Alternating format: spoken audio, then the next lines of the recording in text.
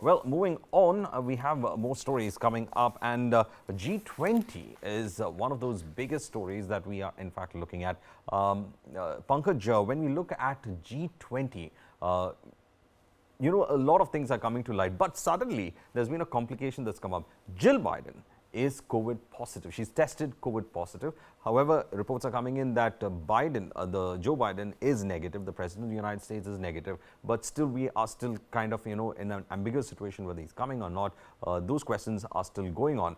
Pankaj, I mean, G20, probably two important leaders might not be there. We think Joe Biden will still make it, but of course, the Chinese premier has decided to, in fact, not come, and you have the Prime Minister Li Qiang actually coming in. So over there itself, there seems to be some kind of that irritants between India and China playing out in some kind of manner in the background of G20. But Biden, of course, was expected, but the sudden complication that has come, well, has kept everything a little bit dicey right now.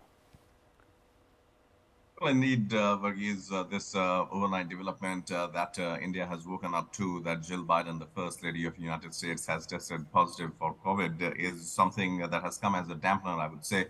And this casts a long shadow on the travel schedule of President Joe Biden as well.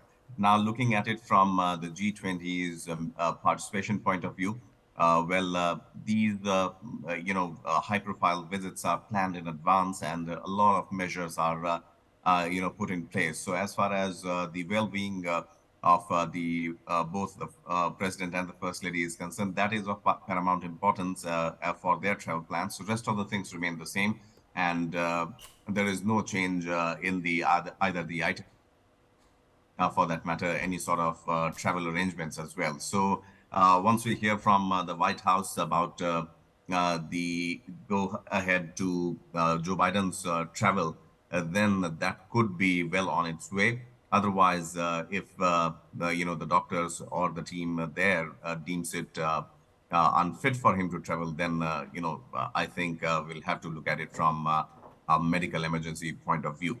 Now, having said that, G20, as you said, is obviously hogging all the limelight, making headlines. And for those who live outside of the national capital, New Delhi, let me tell you that the visuals that we are playing out is something that has been not just done overnight, but the process for the redevelopment of the New Delhi district, the beautification, the renovation, if I may say so, of these particular blocks has been going on for quite some time now. And it's a beautiful sight to look at, in the national capital. If you drive by, the central Delhi region, where you have several government offices, the Parliament Street, and other key areas of the national capital, you would feel that there is a marked difference of what it used to be and what it is now, and which is good in a way.